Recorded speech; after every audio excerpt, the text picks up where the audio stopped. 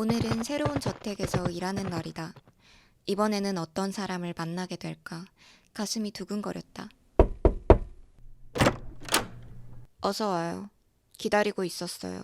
창백하지만 아름다운 얼굴. 나는 잠시 넋을 놓고 바라봤다. 제 이름은 엘라예요. 아, 저는 마리입니다. 엘라는 내가 내민 손을 그저 물끄러미 내려다봤다. 그만 들어가죠. 나는 조금 머쓱해져 서둘러 엘라의 뒤를 쫓아 들어갔다.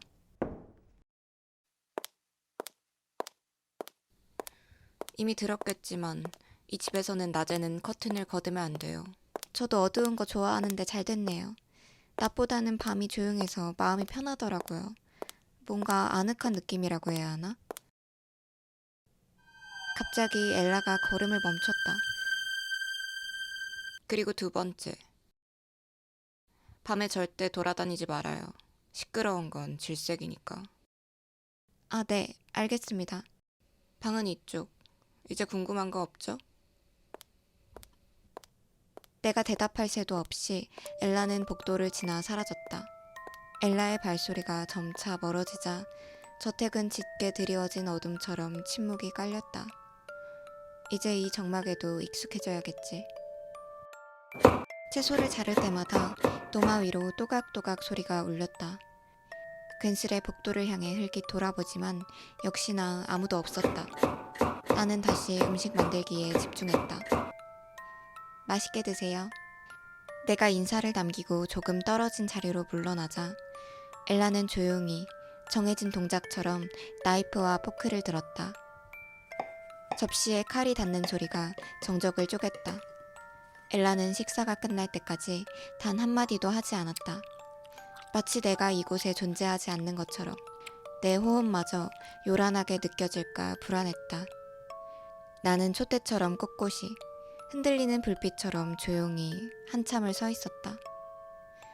길었던 엘라의 식사 시간이 끝나고 어둠 속을 뚫고 한 줄기 가느다란 달빛이 스며들 때면 드디어 나의 식사 시간이 왔다는 신호다.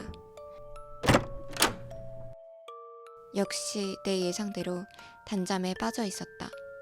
그럼 맛있게 먹겠습니다. 유리병처럼 고요한 그녀의 살결 아래 달콤한 맛이 숨어 있었다. 입안에 고이고 퍼지고 넘쳐 흐른다. 내 안에서 파도가 일어난다. 나는 저항 없이 그 붉은 물결에 휩쓸려 간다. 여긴 어디지? 나는 붉은 복도에서 깨어났고 빛을 따라 걸어갔다.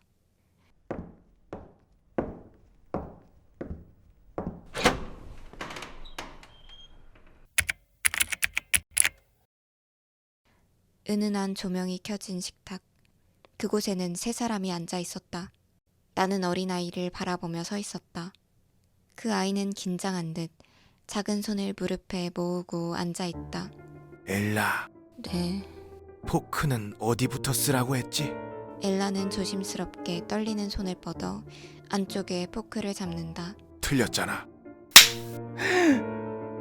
엄마의 고개가 옆으로 꺾인다. 볼에는 선명한 손자국이 남는다. 하지만 아무 말도 하지 않는다. 눈물도 흘리지 않는다. 엘라는 바들대던 손으로 겨우 음식을 들어올린다. 엘라, 또 흘렸구나. 이번에는 엄마의 입술이 터진다.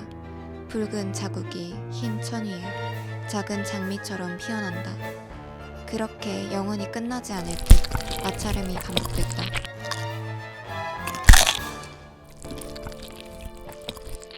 접시는 완벽히 비워졌다. 예절은 곧 품격이야. 품격은 너의 값어치고 멍청하게 값어치를 떨어뜨리면 안 되겠지? 엘라는 붉은 얼룩 위에 시선을 둔 채 조용히 대답한다. 네, 아빠. 모든 것은 간밤의 꿈이었나? 몸을 일으키자 커튼 사이로 아침 햇살이 비집고 들어오는 것이 보였다. 식사를 하는 엘라를 기다리는 건 어제처럼 숨막히게 느껴지지 않았다. 엘라의 동작은 완벽했다. 포크를 드는 각도, 씹는 간격, 눈을 떨구는 위치까지 마치 매번의 식사가 시험 같았다. 그녀는 학습한 것이다. 공포로, 피로, 엄마의 멍든 뺨의 색으로. 엘라는 식사를 마치면 방문을 꼭 닫고 나오지 않았다. 매번 그랬다. 그래서 나는 그녀에게 건네줄 차를 가져왔다. 그때 피아노 소리가 들렸다.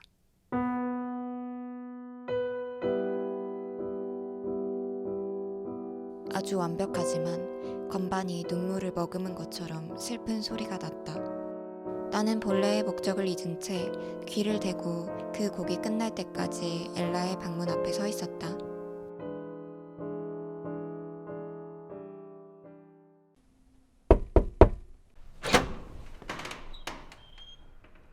캐모마일 티예요. 이걸 마시면 잠을 잘 주무실 수 있을 거예요. 엘라는 잠시 멈칫하더니 내가 건넨 차를 마셨다. 한 잔의 티는 그녀에게로 가는 가장 조용한 길을 만들어준다. 엘라의 눈꺼풀이 무겁게 내려앉는다.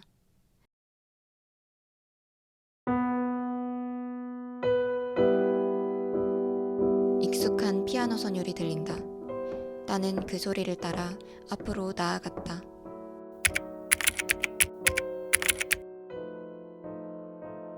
그곳에는 엘라가 피아노를 치고 있었다. 낮에 들었던 그 곡이었다. 그때 문이 열린다.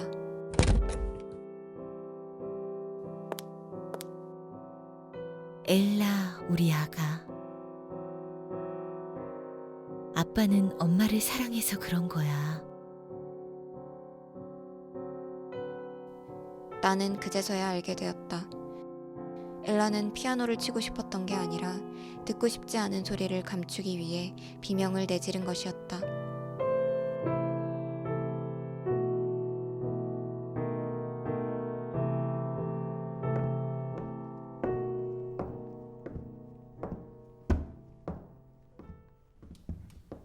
맛있게 드세요.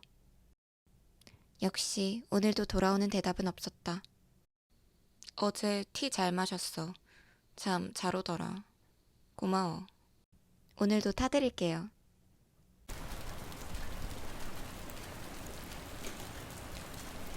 오늘은 날씨가 안 좋네. 그쵸, 엘라?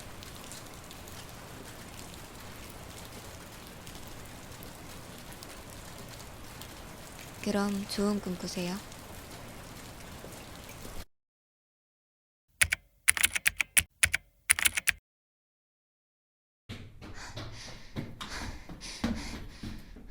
나는 어딘가로 도망치고 있었다. 괴물이라도 쫓아오는 듯이 아주 다급하게. 숨이 턱끝까지 차오른다. 벽을 돌자 오래된 나무 옷장이 눈앞에 나타났다. 나는 서둘러 그 안으로 몸을 밀어넣고 조심스럽게 문을 닫았다. 거친 숨소리가 옷장 안을 가득 메우자 나는 내 입을 틀어막았다. 밖은 폭우가 쏟아지고 번개가 쳤다. 그 소리를 뚫고 낮고 무거운 발걸음 소리가 들렸다. 그 발소리는 분명하게 날 찾고 있었다. 그 소름 끼치는 소리는 점점 내 쪽으로 다가왔고 문 앞에서 멈췄다. 여기 있지? 당장 나와. 애써 삼키는 소리를 비웃듯 심장은 미친 듯이 뛰었다. 너도 네 엄마처럼 도망치는 거냐? 못된 것만 배웠구나. 그럼 내가 나오고 싶게 만들어주지. 불길한 정적이 문 앞을 맴돈다. 나는 틈 사이로 밖을 살폈다.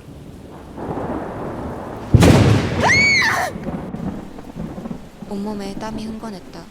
날카로운 통증이 여전히 남아있는 눈을 더듬어 보지만 손에는 아무것도 묻지 않았다. 나는 다치지 않았다. 이건 꿈이었다. 아니, 정말 꿈이었을까? 전날부터 내리던 비는 오늘까지 이어졌다. 이제는 작게 천둥까지 친다. 식사 시간이 되자 엘라는 어쩐지 긴장한 것처럼 보였다. 호흡이 거칠고 식은 땀을 흘렸다. 엘라, 괜찮아요? 괜찮아. 조금 몸이 안 좋아서 그래. 엘라는 괴로운 듯 눈을 감싸쥐었다. 나는 엘라의 떨리는 어깨를 감싸며 말했다. 괜찮아요. 저 여기 있어요. 엘라는 마치 어린아이처럼 내 품에 파고들었다. 나는 품에서 잠든 엘라를 안고 침대에 눕혀주었다. 그날 나는 엘라의 과거를 훔쳐보지 않았다. 그저 그녀가 불안하지 않도록 불빛을 낮춰주었다. 그렇게 비는 모든 걸 씻어낼 듯이 밤새 내렸고 아침이 밝았다. 나는 오늘도 엘라의 식사를 준비했다. 식사를 조심스레 내려놓은 걸로 내 역할은 끝났지만 전날 채우지 못한 허기에 나도 모르게 가만히 서서 엘라의 뒷덜미를 뚫어져라 바라봤다. 말이, 네? 내 옆에 앉아. 앞으로는 같이 먹자. 나는 불필요한 영양소를 섭취하게 됐지만 그래도 마음에 바람이 스치듯 살랑거렸다. 이제는 엘라의 뒷모습이 아니라 앞모습을 바라볼 수 있게 됐다. 그날 이후 청소를 하다가 지나칠 때면 엘라의 방문은 언제나 열려져 있었다. 엘라의 연주를 더 이상 문 너머로 훔쳐듣지 않아도 됐다. 그리고 이따금씩 함께 티타임을 즐기기도 했다. 나는 이 저택에 있는 시간이 꽤나 행복해지기 시작했다. 한낮의 꿈에서 깨어나면 밤의 장막이 저택을 감싸고 다시 나만의 티타임이 시작된다. 케이크도 홍차도 없지만 따뜻하고 붉은 무언가가 내 혀를 적시는 순간, 이 순간만큼은 잠시 인간이 되는 것 같은 기분이다. 나는 오늘도 그녀의 일부분을 삼켰다.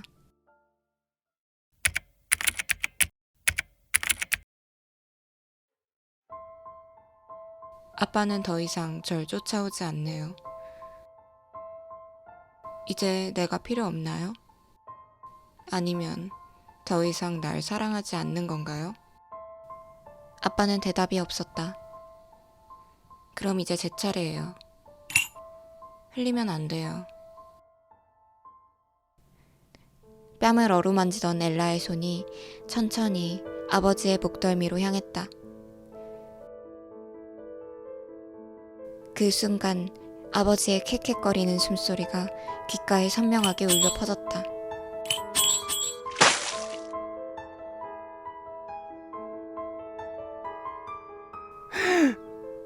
꿈과 현실의 경계가 흐려졌다. 어느 순간부터인지 구분할 수 없게 된 감각에 내가 무슨 짓을 하고 있는지 혼란스러웠다. 나는 어두운 복도를 향해 도망쳤다. 어젯밤 나는 한숨도 잘 수 없었다. 내 시선이 엘라의 목덜미에 닿았다. 아스라이 남은 붉은 흔적. 나는 시선을 뗄 수 없었다. 내 손끝에 남아있던 감각이 조용히 다시 떠올랐다. 말이, 네? 차가 너무 쓴 거야? 인상을 쓰길래. 엘라, 저 오늘 밤 떠나려고요. 내 말에 엘라는 조용히 찻잔을 내려놓았다. 정적이 길게 이어졌다. 그런 농담은 재미없어, 말이. 엘라는 애써 입꼬리를 올렸지만 미소는 불안정했고 말끝이 떨렸다. 농담 아니에요. 더 오래 머무르면 안 될 것 같아서. 찬물이 튀고 얇은 도자기 접시가 바닥에서 산산이 부서졌다. 여기 주인은 나야. 결정은 내가 해. 미안해요, 엘라. 어쩔 수 없어요. 나는 다가가 엘라의 어깨를 잡으려 손을 뻗었다. 나가. 지금 당장. 이 방에서 나가. 마리는 무거운 발걸음을 옮겨 자신의 방으로 돌아갔다. 엘라가 부순 건 찻잔이었지만 마리는 자신의 안이 무너진 듯 가슴을 부여잡고 눈물을 흘렸다. 달빛이 창가를 들이운다. 이제는 정말 떠날 시간이다.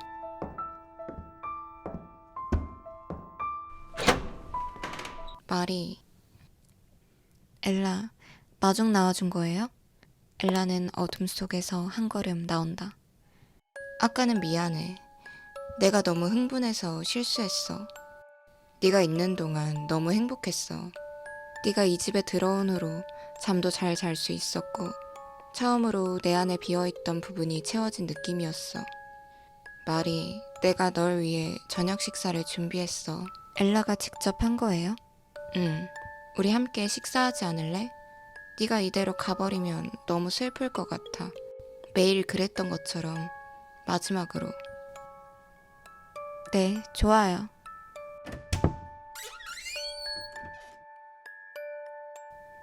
식사에는 스테이크와 각종 요리들이 놓여져 있었다.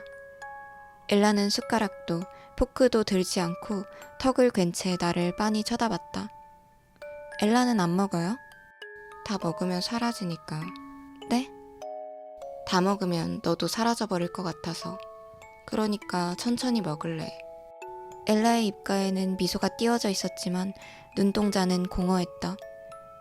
나는 눈을 내리고 스테이크를 썰었다. 접시와 칼날의 마찰 소리가 불편한 정적을 가득 채웠다. 불편한 정적 때문인지 엘라의 서늘한 눈빛 때문인지 고기의 맛이 잘 느껴지지 않았다. 마치 질긴 고무공을 입에 넣고 질겅질겅 씹어대는 듯한 느낌이었다. 어때? 너무 맛있어요. 내 대답에 엘라는 기쁘다는 듯 미소 지었다. 그때 문득 난 이 집에 처음 왔던 나를 떠올렸다. 엘라가 고요하게 식사하던 모습을 지켜보던. 그땐 몰랐다. 엘라가 이런 미소를 지을 수 있을 거라는 걸. 그 생각이 들자 마음 한켠이 조금 놓였다. 그런데 시야가 이상했다. 흐릿하고 무겁고 멀어지는 것 같았다. 괜찮아? 네, 괜찮아요. 나는 눈을 비볐다. 깜빡이는 시야 너머에 엘라의 미소가 보였다. 잘 자, 마리. 눈을 뜨자 낯선 돌바닥이 보였다. 축축한 공기가 피부를 파고들었다. 손목에는 차가운 금속의 감각이 느껴졌다. 수갑이었다. 드디어 일어났네. 엘라, 이게 대체 뭐 하는 짓이에요? 그러니까 말이, 날 왜 떠나려고 한 거야? 여기 있으면 안전하고 행복했잖아. 아늑하고 조용하고. 내가 널 위해 전부 해줄 수 있는데, 그런데 왜 갑자기 떠난다고 해? 이건 다 말이 네 잘못이야. 제가 떠나려는 건 엘라를 위해서예요. 이대로 있으면 엘라가 망가질까봐. 나를 위해서? 웃기지 마. 그건 그냥 도망치는 거야. 책임도 감정도 다 버리고 비겁하게. 다들 그래. 아빠도 엄마도 하녀들도 다 날 떠났어. 그러니까 말이, 너만은 날 떠나지 마. 엘라의 손끝이 내 뺨을 감쌌다. 그 손길은 따뜻했지만 나는 어딘가 오싹한 한기를 느꼈다. 지하실에서의 시간은 더디게 흘러갔다. 어둠이 깊어지고 달이 떠오르자 나의 허기짐도 차올랐다. 이제는 정말 떠나야 할 시간이다. 나는 수갑을 뜯어냈다. 엘라가 내 정체를 눈치챘다면 이렇게 가벼운 구속으로 끝나지 않았을 거라고 생각하니 처음으로 엘라를 속여서 다행이라는 생각이 들었다. 동이 트기 전에, 그리고 엘라가 깨어나기 전에 이 저택을 떠나야 한다. 안녕, 엘라. 나는 금방 새로운 일을 구했다. 밤에 출근하는 베이비시터였다. 아이를 홀로 돌보는 엄마가 밤에 잠에 들기 위해서 고용되었다. 저택보다 작고 아담한 집. 엄마의 다정다감한 목소리와 온기로 가득한 공간이었다. 그런데 나는 어딘가 공허한 기분이 들었다. 배가 고파서 그래. 조금만 더 참으면 채울 수 있어. 그날 저녁 어두운 밤이 찾아오자 드디어 내 허기를 채울 시간이다.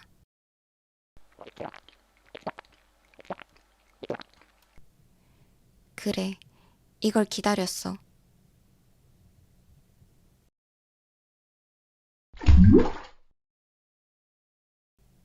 눈을 뜨자 나는 붉은 복도에 서 있었다. 말이 속삭이는 소리에 뒤돌지만 복도는 텅 비어 있다. 너는 날 떠날 수 없어. 나는 이미 미안했으니까. 그 순간 누군가 심장을 움켜잡은 듯 느껴지는 통증에 정신이 혼미해진다. 뭔가 이상한 기분이 들었다. 끈적하고 눅눅한 불안감이 피부를 타고 흘러내렸다. 눈을 천천히 내리자 아이 엄마가 보였다. 아이의 엄마는 싸늘하게 식어 있었다. 미처 삼키지 못하고 흘러넘친 피는 말라버린 지 오래였다. 나는 눈을 질끈 감았다. 내가 저지른 짓을 차마 바라볼 수 없었다. 더 이상 절제할 수 없었다. 아무리 뜨거운 피를 들이켜도 뱃속은 구멍이 뚫린 듯 텅 비어있다. 마리는 괴물이 되어버린 것이다. 줄인 배를 채우기 위해 누군가를 없애는 진짜 괴물. 그리고 그 심연의 가장 깊은 곳에서 또리를 틀고 웅크리고 있는 것은 그녀의 피였다. 엉겨붙은 실처럼 끈적이고 붉고 얇게 아직도 마리의 몸속 어딘가에 이어져 있었다. 당신이 날 부르고 있는 걸까? 내가 당신을 먹은 건지 아니면 당신이 들어와 안에서부터 나를 갉아먹고 있는 건지 벗어날 수 없는 굶주림, 끊을 수 없는 연결. 그 시를 따라가자 마리는 어느새 저택 앞에 서 있었다. 변함없이 고요한 집. 마리는 문을 열었다. 실핏줄처럼 이어진 붉은 끈이 바닥을 따라 지하로 뻗어 있었다. 그 끝을 쫓아 내려가자 엘라가 있었다. 며칠간 먹지도 자지도 못한 얼굴, 말라붙은 눈물 자국 위로 또다시 울고 있는 엘라. 그녀는 마리를 보자 힘없이 미소 지었다. 마리, 드디어 왔구나.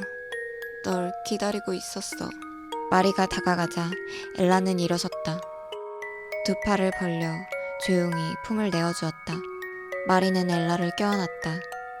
숨결이 닿는 목덜미에 입을 맞추며 속삭이듯 말했다. 이젠 떠나지 않을 거야.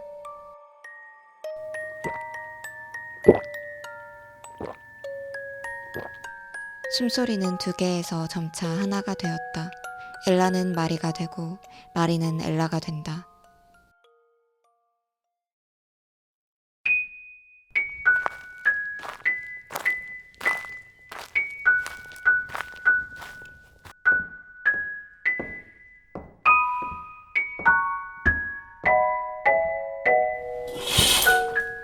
창밖에는 동이 트는 언덕이 보인다. 빛이 스며든다. 태양이 떠오른다. 마리는 미소 지었다. 좋은 꿈 꿔. 이제 어두웠던 저택에 볕이 듭니다. 그 햇살은 천천히 내려가 언제나 잠겨있던 지하실까지 따뜻하고 조용하게 입맞춤을 남깁니다.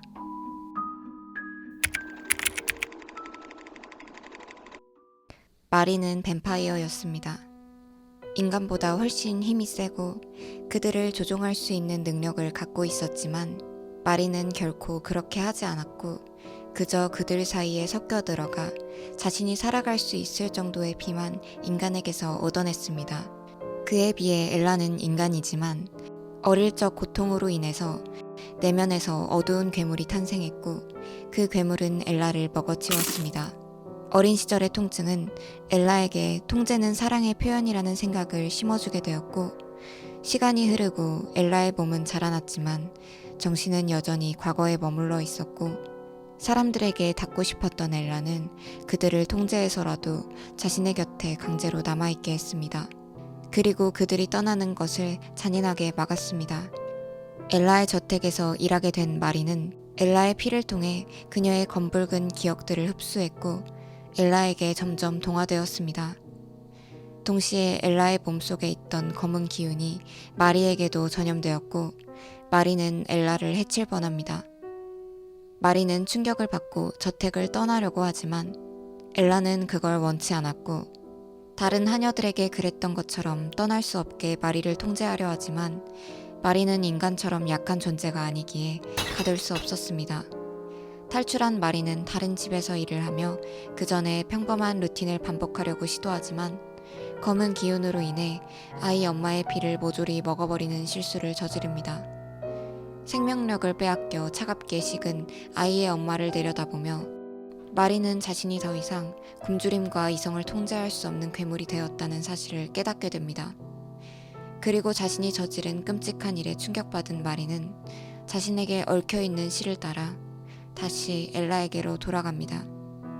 그리고 저택에 도착한 마리는 자신을 기다리고 있던 엘라에게 다가가 목을 깨물어 엘라의 피를 자신의 안으로 전부 들이키며 엘라의 내면에 있는 괴물까지도 끌어안습니다.